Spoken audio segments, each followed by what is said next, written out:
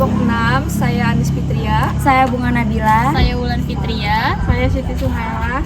Di sini kita akan menjelaskan tentang materi motivasi kerja. Assalamualaikum warahmatullahi wabarakatuh. Perkenalkan, saya Bunga Nabila. Di sini saya akan menjelaskan pengertian motivasi. Akar kata motivasi adalah dari bahasa Latin yaitu mover, yang artinya adalah gerak atau dorongan untuk bergerak. Sementara itu, dalam bahasa Inggris, motivasi dikenal dengan sebutan motive, yang artinya daya gerak atau suatu alasan.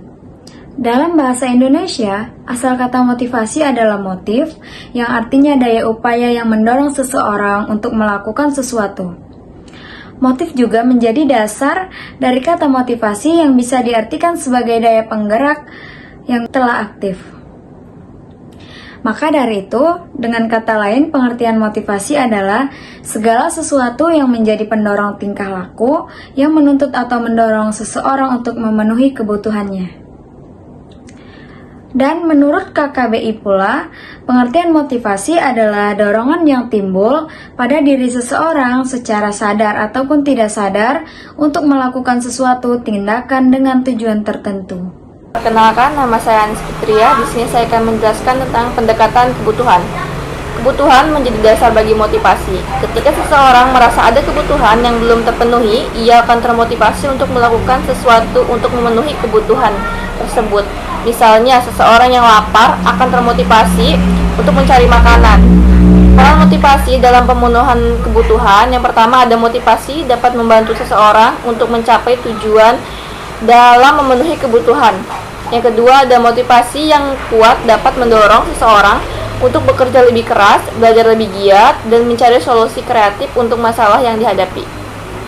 Perkenalkan, nama saya Siti Suhaila. Saya akan menjelaskan tentang motivasi proses kognitif.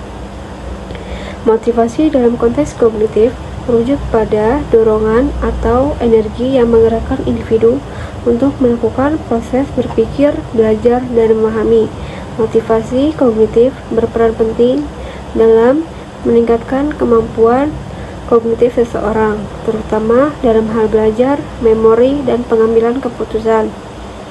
Teori kognitif tentang motivasi berasumsi bahwa perilaku diarahkan sebagai hasil dari pemrosesan dan penafsiran informasi secara aktif, sehingga dengan mudah kita untuk berpikir secara cermat untuk mengambil sebuah keputusan.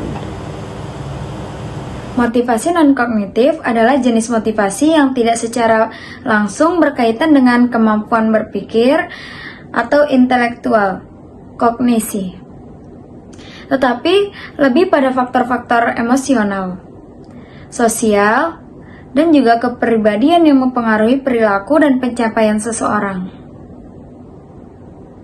Keterampilan kognitif meliputi berbagai aspek seperti motivasi, pengaturan diri, ketekunan, dan keterampilan sosial. Aspek-aspek ini juga sangat penting untuk keberhasilan akademik dan sosial, karena mereka mempengaruhi bagaimana seseorang belajar, berinteraksi dengan orang lain, dan juga mencapai tujuan. Nama saya Wulan Fitria. Di sini saya akan membahas mengenai tentang teori imbalan dengan prestasi. Teori ini berkaitan dengan imbalan dengan prestasi atau yang disebut dengan reward performance theory, yaitu menyatakan bahwa motivasi seseorang dipengaruhi oleh imbalan atau ganjaran yang diterima. Dengan adanya prestasi dapat meningkatkan motivasi dan kinerja seseorang. Teori ini juga menekankan faktor-faktor internal ataupun eksternal yang mempengaruhi motivasi. Imbalan baik berupa finansial, gaji, bonus, ataupun komisi. Adapun juga non-finansial, yaitu adalah pengakuan, ada pujian, dan promosi ya. Ini dapat meningkatkan motivasi seseorang untuk bekerja lebih keras dan mencapai prestasi yang lebih baik. Sekian dari kami, kurang lebihnya mohon maaf. Wassalamualaikum warahmatullahi wabarakatuh.